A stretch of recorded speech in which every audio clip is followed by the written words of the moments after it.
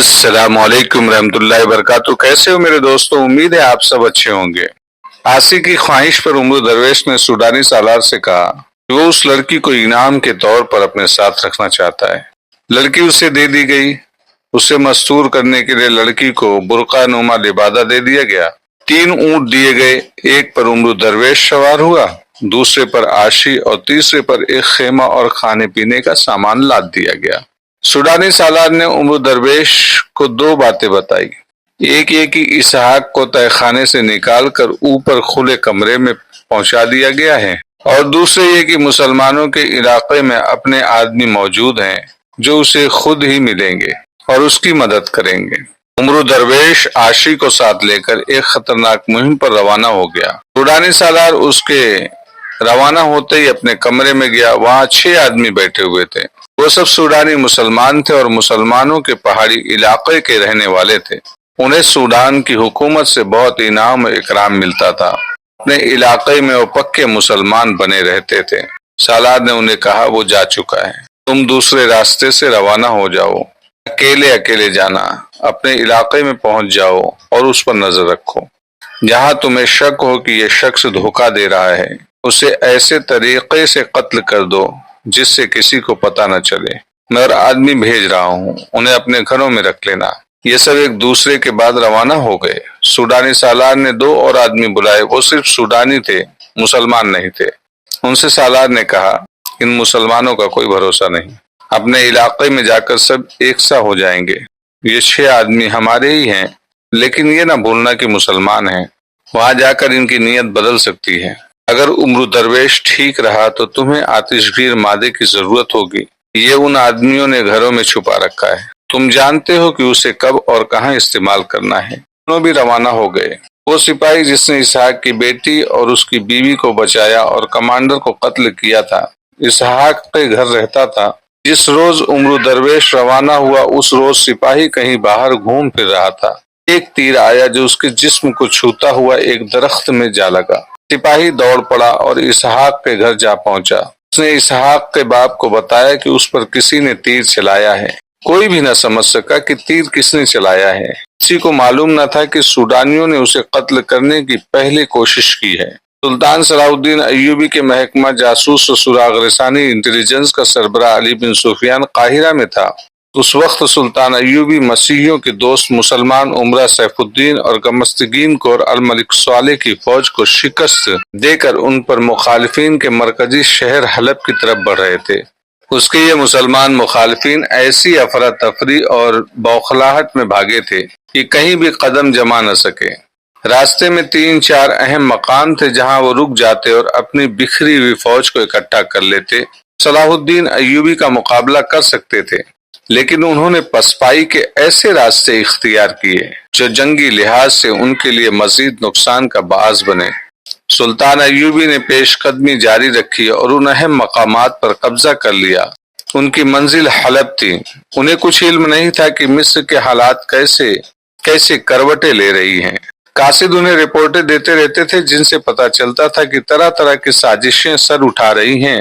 تو میدان جنگ میں کبھی پریشان نہیں ہوئے تھے، سازشیں انہیں پریشان کر دیا کرتی تھی، اور یہ حقیقت اس لیے زہر کی طرح تلخ تھی کہ ان سازشوں اور تخریب کاری کی ہدایت کار مسیحی اور اعلی مسلمان تھے۔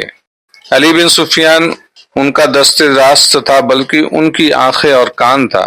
انہیں سلطان ایوبی نے مصری غیر حاضری کے دوران مصر میں ہی رہنے دیا تھا اور اپنے ساتھ ان کے معاون حسن بن عبداللہ کو رکھا۔ مصر کی حکومت سلطان ایوبی کے بھائی العادل کے حوالے کی تھی۔ اپنے بھائی کی غیر حاضری میں العادل راتوں کو سوتا بھی کم تھا۔ علی بن سفیان کو اپنے ساتھ رکھتے تھے۔ اس طرح مصر کا امن و امان اور اس خطے میں اسلام کی آبرو کا تحفظ ان دونوں کی ذمہ داری تھی۔ انہیں اچھی طرح معلوم تھا کہ سلطان ایوبی کی غیر حاضری میں مصر میں تخریب کاری بڑھ رہی ہے۔ ان کے علاوہ سوڈان کی طرف سے خطرہ تھا۔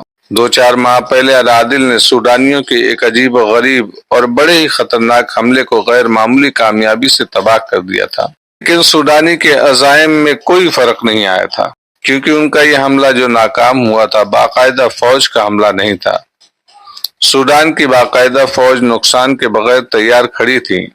اس فوج کو مسیحی یہودی تربیت دے رہے تھے اور بعض دستوں کی کمان بھی مسیحیوں کے ہاتھ میں تھی۔ سوڈان کے خطرے کی پیش بندی یوں کی گئی تھی کہ سرحد پر سرحدی دستوں کی نفری میں اضافہ کر دیا گیا۔ ان کے علاوہ علی بن سفیان نے اپنے شعبے کے بے شمار آدمیوں کو سرحد پر پھیلا دیا تھا۔ یہ سب جاسوس اور مخبر تھے۔ وہ صحرائی مسافروں اور خانہ بدوشوں کی بھیس میں سرحد پر گھومتے پھرتے رہتے تھے۔ ان کا رابطہ سرحدی چوکیوں کے ساتھ تھا۔ ان چوکیوں پر ان کے لیے گھوڑے تیار رہتے تھے۔ سرحدی دستوں کے گشتی سنتری بھی ان کے ساتھ رابطہ رکھتے تھے، باقاعدہ ان سے ملتے جلتے رہتے تھے۔ ایک انتظام اور بھی تھا۔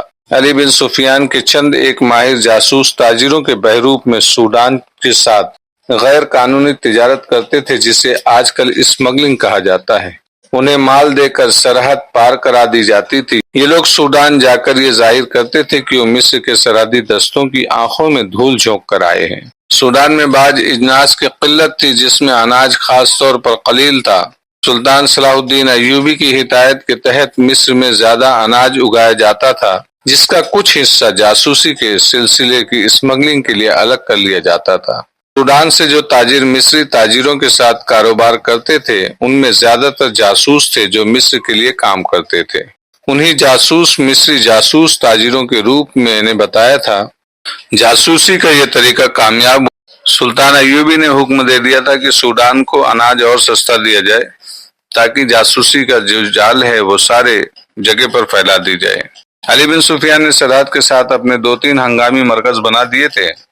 جہاں سے کچھ بھی خبر آتی تھی وہ ترنت وہاں پہنچ جاتی تھی، اور وہاں سے اتنا تیز رفتار گھوڑے رکھے گئے تھے جو ان کے پاس پہنچ جاتے تھے، اور جو وہ سوار تھے وہ رات دن اسی میں لگے رہتے تھے۔ سلطان صلاح الدین ایوبی کو معلوم تھا کہ سوڈان میں ایک وسیع پہاڑی علاقہ ہے جس میں صرف مسلمان آباد ہیں، اور ان مسلمانوں کی زیادہ تر تعداد مصری فوج میں ہے۔ انہیں یہ بھی معلوم تھا کہ یہ مسلمان سوڈانی فوج میں بھرتی ہونا پسند نہیں کرتے۔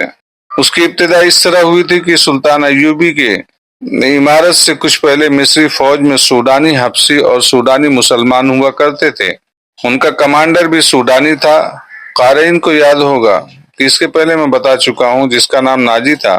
ناجی مصر کا مختار کل تھا، حالانکہ یہاں خلافت کی گدی بھی تھی، اور یہ باقاعدہ عمارت تھی۔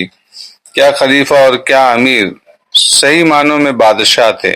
مسیحی یہودیوں نے مصر کو سلطنت اسلامیہ سے کاٹنے کے لیے جہاں تخریب کاری کی تھی، سلطان ایوبی نے مصر کی عمارت سنبھالی تو ان کی پہلی ٹکر ناجی سے ہوئی۔